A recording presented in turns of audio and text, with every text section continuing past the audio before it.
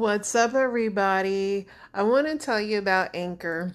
If you haven't heard about Anchor by Spotify, it's one of the easiest ways to make a podcast with everything you need all in one place. Let me explain. Anchor has tools that allow you to record and edit your podcast right from your phone or computer. When hosting Anchor on Anchor, you can distribute your podcast on listening platforms like Spotify, Apple Podcasts, and more. It's everything you need to make a podcast in one place. And best of all, Anchor is totally free.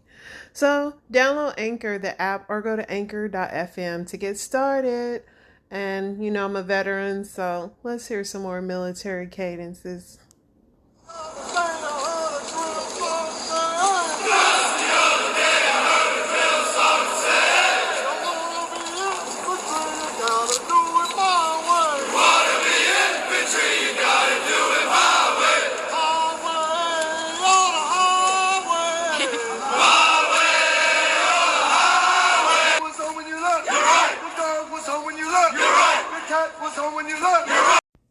Here we are again, family.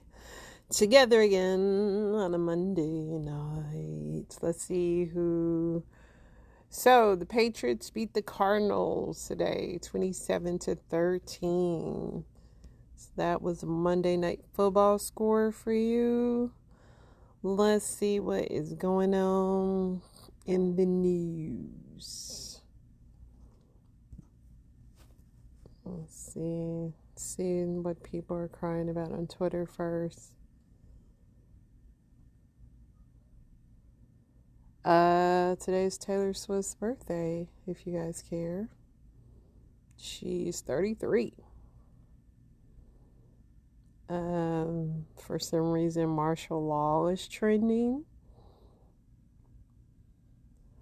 Marjorie Taylor Greene, this is from Rob Reiner. He says, Marjorie Taylor Greene says she should have brought guns to the Capitol on January 6th. She is now the face of the Republican Party. Donald Trump has unearthed and given a voice to the ugliest part of America. Breaking 2,319 texts from Mark Meadows now public, showing 34 Republican members of Congress texting with him about January 6th, the fake electors, and declaring martial law. Which they spelled it MARSHALL instead of TIAL per talking points memo. Every single one of them should be held accountable. Bannon threatened to send 4,000 shock troops and Army patriots against our capital. Marjorie Taylor Greene declares her support for armed insurrection. Lindsey Graham threatened riots on the streets if Trump's indicted. When terrorists tell you who they are, believe them. So, I'm still, supposedly, the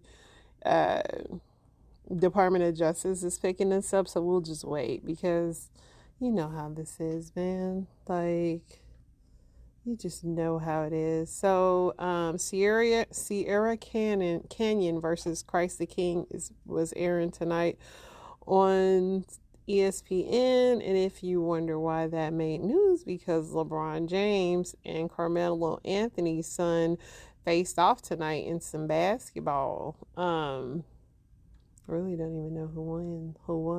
Let me see. They have the score. It's still going on, clearly. But there's lots of celebrities there, including Kim K. Right now, Sierra Canyon is leading 18-12 in the second quarter. This is like, I feel like so much pressure for these little kids. Like, you got all these famous parents at this game. It's really crazy right now. Like, talk about pressure. But hey, this is the world they live in. It's not us little people, so I'm not going to worry too much about it. I'll let their parents get them therapy or something. Let's see what's going on in the news. Hopefully nothing too dark, but come on, man. Twitter has disbanded its Trust and Safety Council, a group of volunteers who offer the council company outside expert advice. So Twitter's like, I don't need that. Elon, anyway. Let's see what else going on. An American college student has been reported missing by his family while he is studying abroad in France. Capitol Police Sergeant Garnell, who sustained injuries during the January 6th riot, announced his plans to leave his job. In a letter shared with NBC News, "It is in my best interest to take time away from the daily reminders that are keep retriggering my..." I'm with you, brother, Sergeant Garnell. I wish I could take time off work for daily reminders of trauma. But no, on a serious note, I know that's gotta suck because, like, you were there and they've been fighting about this for 2 years straight. I'm not mad at the brother.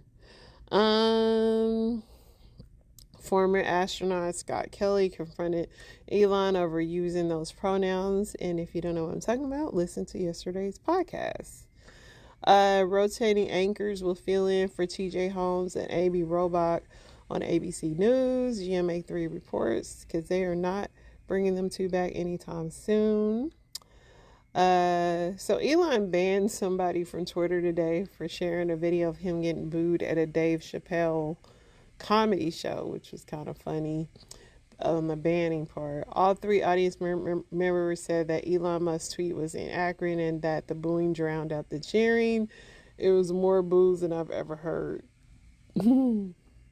Which is funny because like Dave Chappelle and Elon are on the same like mind frame of how they look at life. So it's interesting that people that booed Elon came for Dave Chappelle, who is like somebody that people really can't stand. Interesting. Let's see what else is going on, man, that we want to talk about. And try my best to keep it light because it's just, I'm reading the room. And when I say that, I'm thinking about the holidays coming up. And I just know I don't want to lay more on you guys than you need. And if the news is, unless it's really, really like dire that you need to know, I'm trying to keep it light with you as much as I can. I know that if you guys know about rappers, Megan Thee Stallion and Tory Lanez trial was today. This is what they have on it so far. And this trial has been going on forever. Here's some of the background on what people have been saying about it, because I'm not going to really report on this until it's all finished, and I'll go from the beginning. But people were saying, so Tory Lanez went from claiming and planning stories that Megan was never shot and she stepped on glass to see she was in fact shot. He just didn't do it. They're now trying to blame the girl he paid to say Megan was lying about being shot, and y'all started blaming the man. People were thinking Tory's going to jail. Tory Lanez's defense says Kylie Jenner kept him and Megan Thee Stallion out. Apparently, her and Kelsey were fighting because she slept with Ben Simmons and the baby. Let's listen to his little defense attorney. For me, acting, this is according to the defense. Kylie Jenner goes to Megan Thee Stallion and says, "It's time for you to leave." They all leave. The defense's point is what happens in the car is this. Tory questions Kelsey. "Hey, Kelsey, why are you backing up Meg for me trying to, get it on with Kylie Jenner? Meg has been snaking men from you your whole life. I hooked up with you, Kelsey, and then Meg went behind your back and hooked up with me. And, Kelsey, this is not the first time. You had been hooking up with Ben Simmons. Meg went behind your back and hooked up with Ben Simmons. You had been hooking up with the baby. Meg went behind your back and hooked up with the baby." And so the defense starts dropping all these grenades. The crowd is captivated. The jury is like, "Oh, what's going on?" So in order to get justice, Meg's whole little life is getting put on, like, everybody she slept with. Let's listen to somebody else's account that was inside the courtroom. If Megan had backdoor is they been getting their pussy on after Megan been getting, word on the street is they been getting their pussy on after Megan been getting her pussy on. Bitch, I'm sitting in court and all of a sudden they said, yeah, because Kelsey did say that Megan had backdoored her by sleeping with the baby and Ben Simmons. I say, huh? And I was writing it down at the same time as they were saying it. So I say, not a hoe. You ain't no hoe because you fucking. You a hoe because your business sloppy. I say, I'm in court. I say, not a hoe. Bitch, I'm just writing fast. My hand hurt right now. So yeah, I'm trying to figure out, because Kendall was going with Ben Simmons. Why in the hell, when in the hell was Kelsey fucking with him? And then when in the hell did Megan start fucking him? And then Kelsey, I knew Kelsey was fucking with the baby first, because I saw how Megan got jealous on that episode of Hottie's World. Y'all go watch it. We talked about this. That hoe set up there and lied in everybody's face. And how the fuck you and your team request an interview and then sit up there, and the one thing you could have told the truth about that would have gave you a little bit of credibility, bitch, you sit up there and you say, like, sexual? Prosecution opened up and said, bitch, here go prosecution. Opening statements, come on. Here go the white boy. Dance, bitch, dance. I say, oh my God. Then you heard pop, pop, pop, pop. These hoes playing the motherfucking Ring camera audio from the pop, pop. Chop. Pop go to Weasel because the Weasel go pop. I said, I know you fucking lying. I know you fucking lying. So, what else had happened, bitch? So, yeah, prosecution the one that told her people went ahead and threw it on the table that she was sleeping with Tori. They said, yeah, it was a sexual relationship. And let me tell y'all a secret. When y'all see people out here tomorrow cheering for Megan, please know that it was orchestrated. Oh, and I can't wait to get into this motherfucking phone call. They played the full audio call from the jail. Yeah, I took notes, bitch. I wrote every motherfucking thing down. Just like how Kelsey said, Megan's team already all over this. I cannot wait to get into these notes, bitch. You ain't seen a handy dandy notebook. Blue's Clues ain't got shit on XOXO, nigga girl. Wow. Now that was all over the place, but like I said, this trial seems to be becoming more about Megan's sex life than justice. And it's going to be sad because she was hurt. And that's the thing. It's like, man, she was hurt, definitely. And I hate that. Someone said, I always go back to the beginning. Thanks to social media, we see things in real time because of clout chasers. Tory Lane's defense says Kelsey Harris, Megan Thee Stallion's BFF, pulled the trigger. Pay attention to Kelsey's behavior while surrounded by the LAPD on the ground and in the air. So there is video. If you want to see, like, when Megan initially got shot in the foot and her foot was bleeding, the whole thing was messy. It was, of course, they was drunk and it was sex rendezvous, and anytime you involve the freaking Kardashian Jenners, it's gonna be some mess. It's sad because Megan was hurt in this, but these kids are young, and when I say kids, I'm in my 40s, so I feel like this is kid stuff. They just happen to be famous and all that. It's a mess, y'all. I don't know. But yeah, that's the drama on that. I'm going to get into some story times because, like I said, I'm just trying to keep it light. Oh, I did want to talk about this Diddy thing. So P. Diddy is having another baby. I don't know what number kid this is, but he's dating this rapper, Young Miami, that's in the City Girls. And so Diddy dates all these women, and these women, I never understand that. I get he's a billionaire, and I guess maybe for me, that's not the life I wouldn't want to do that. But I never understand how it is just because you get gifts and stuff. I kind of feel like you're empty inside when your life just revolves around material things. But that's just me. I feel like because, like, and she has children. Like, if she was single and had no children, and, but I was just like, as a mother, who do you tell your kids that he is to you? Somebody that you get gifts from, and he come, you hang. I just don't listen. I'm out of touch with this stuff, but she's mad because people are coming for her on Twitter because she's been claiming her love for him. Meanwhile, he continues to have babies with people. So, yeah. Now I'll see what number baby this is. See how many. You guys got your Christmas shopping done? Does Diddy have? So he's got 5 right now with 1 on the way. So this will be baby number 6. This thing says 7.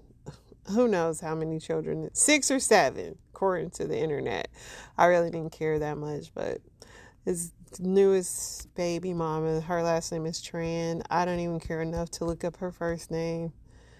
Let's get into these story times. You can no longer blame men for turning out to be dogs, ladies. You can't. Because men who aren't likely to come with a good life outcome and be able to benefit and sustain a family structure, ladies, they've already been identified.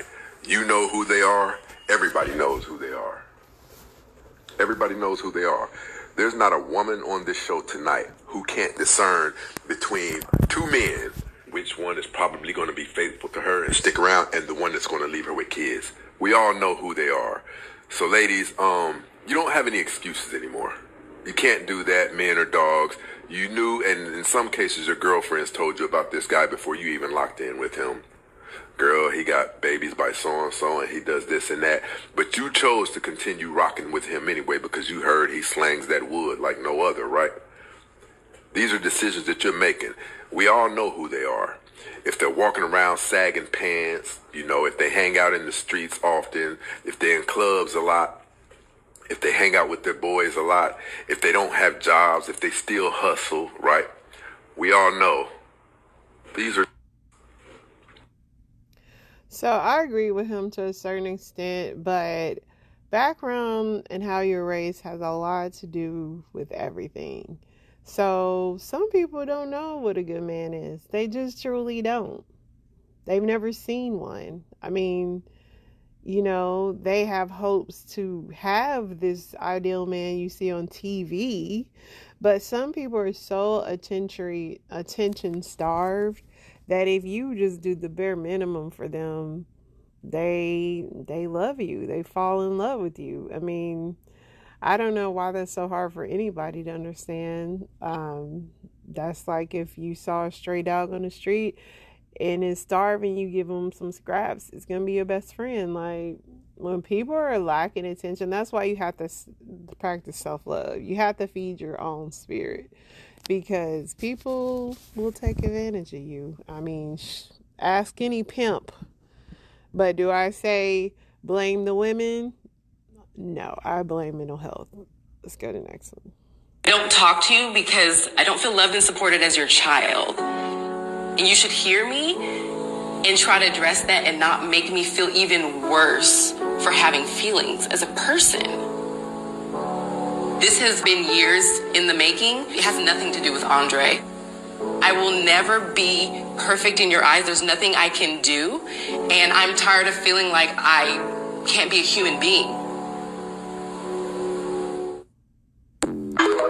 So that was a daughter talking to her mom, and listen, I get that. I think everybody goes through phases in all relationships where you feel like no matter what I do, this person will never see me as perfect, and that's true. They're not. Once again, this goes back to self-love. Like, at some point in life, you have to be okay with this. I'm sorry you never got, or it sucks. It's a hard lesson you gotta learn in life, but it is yet life. Let's go to the next one. In terms of being punitive, I've often heard politicians talk about coming down on crime. Police officers that are guilty of these crimes should serve no less than life in jail in terms of murdering someone.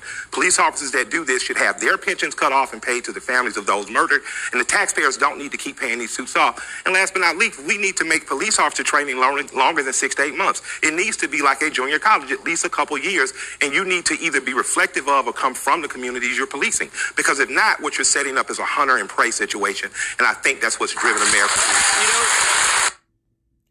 I like his take on that. I also like to apply that to everything in life. Like, if you don't understand people's backgrounds, you shouldn't really be working in those positions. That's from being a doctor to even working at your local grocery store. If you go work in the inner city as a privileged person, of course you're going to look down at everybody. Of course you're going to be rude. If you don't have the ability to understand the background or relate to backgrounds of people when you're dealing with people in a public service situation, then that's not the job for you.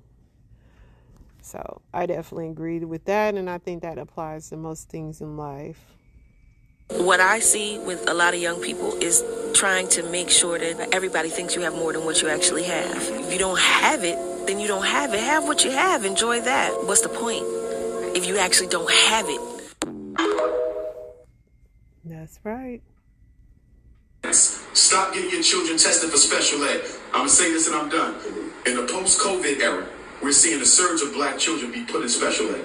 The schools are exploiting the miseducation that our children were subjected to during COVID when they were home learning on the laptop, okay? And they're now using these academic losses as a justification for special ed. So I'm telling every black mother and father out there, if the school asks you to get your child tested, you tell the school that the reason my child is behind grade level in reading or math is because they didn't get adequate instruction during COVID. They're not going to special ed. Give them a tutor from that Title I money. And if your child doesn't go to a Title I school, you dig in your pocket and you pay for a tutor. They don't need an IEP. They don't need special ed. They need a tutor. If you need to reach me, 215-989-9858, 215-989-9858. Black celebrities must be held accountable.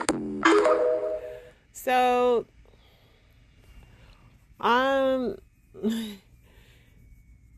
listen,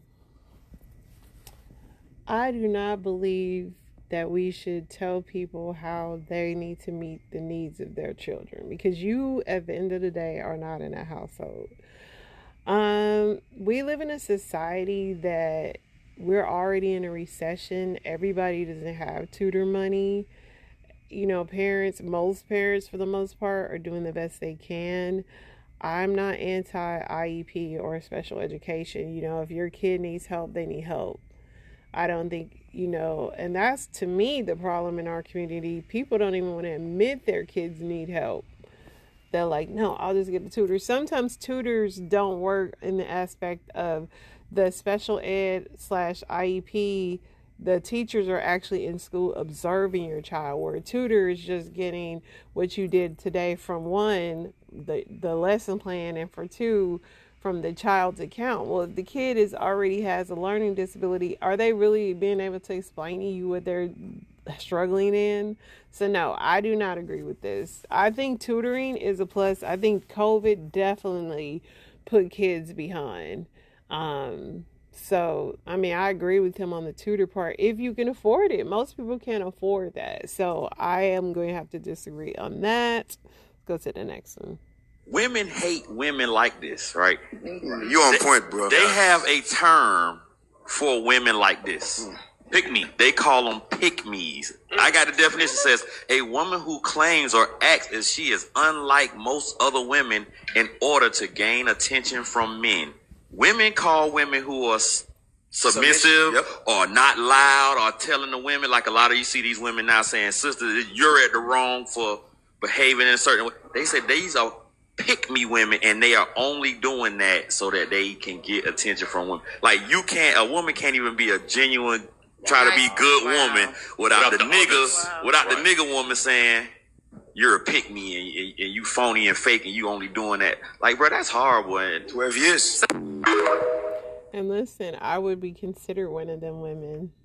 And I'm married, but I have a logical brain. My husband tells me that all the time. Like, you don't think like most women. One, because I'm a veteran. I've been around a lot of men. And so I know that men don't communicate like us. I don't expect my husband to communicate like me. I understand my husband. I understand my brother. I have 2 boys. So I'm more empathetic to how men think. And some women don't feel like if you don't side with them on every woman issue, then you're a pick-me is the new term. I'm definitely not a feminist. I believe in masculinity. I don't believe in toxic masculinity. Like my husband likes to say, manhood and womanhood is a real thing. If you can't, in my opinion, call a man that commits domestic violence a real man, those aren't real men. So to lump all men into that is unfair. Just like I wouldn't lump all women into something putting labels on people because a certain group of people commit bad acts is not right. Not all men are toxic. Not all women are angry. Like, this is the stuff I do not sign up for. I don't co-sign. I'll never co-sign that. And so, yeah, in today's society, if you don't agree with everything everybody says, the popular opinion, you will be deemed as a pick-me. Well, I am a part of the pick-me group, I guess. What I will not do, I will not date someone for a long period of time because you will not have me in the obituary as your special friend. I will not be in the obituary as a special friend. And this is what I will say. For me, it goes deeper than just being a special friend. I'm talking about insurance. I'm talking about we living together. These houses and these cars. Why y'all don't think about that? I don't know why y'all don't, but y'all should really think about that. Should we? Yeah. If I leave here today and this stuff in my name, you get no parts of it. Right. Well, I have a flip side to that too. If you are divorced if you are separated and not divorced and you don't take care of that paperwork, that spouse will get your pension. And, I know that rolling over in your grave is a saying, but I really feel like if I had broken with somebody for 10 years and I never got around to getting my divorce and I knew that they got my $300,000 pension, I would feel like I'm rolling over my grave. Let's do one more. We all know that Dr. Umar is always talking about something controversial. Well, today is no different. Today he is saying that monogamy is not natural for alpha males, like multiple relationships. Let's listen. I think we have to understand that monogamy is not natural to alpha males. This is not only true. That's what you lost me there, man. This is not only true amongst human beings, even within the animal kingdom. Okay. The alphas tend to have more than one spouse. And if you also look at women, as much as they may chide polygyny, many women will date an alpha male with another woman if she's attracted to them. Just look at the amount of women who date married men, but at the same time say they're against plural marriage. Whenever a dude quotes the animal kingdom when he's talking about sex, that dude's f***ing. Dr. Umar, it's rumored that you have more than one wife. I don't know if that's true or not. I've never been married. Oh, okay. That wasn't... But I will have 2 queens. All right. Yes, sir. So is polygamy more realistic? I think we have to understand that monogamy is not... So, yeah. What's my take on this? I've heard this saying before. Look, if you can be with Dr. Umar and handle him having 2 wives with his busy schedule and all his lecturing and advice, more power to you. I don't actually knock anybody's way of how they want to show love. It's not for me and my house because we serve the Lord. But more power to you. What do y'all think? My husband is just gonna be having me. My husband did explain this to me. He was like, it's men's natural instinct to, procreate. And men love comparing everything to the animal kingdom. I understand that that's how they communicate. Once again, men don't communicate like us. Like I said, it's not for me. If it's for you, knock yourself out. But yeah, it's not for me. I will be back tomorrow, guys, with some great stories. You guys have an awesome day. F is for Family is signing out.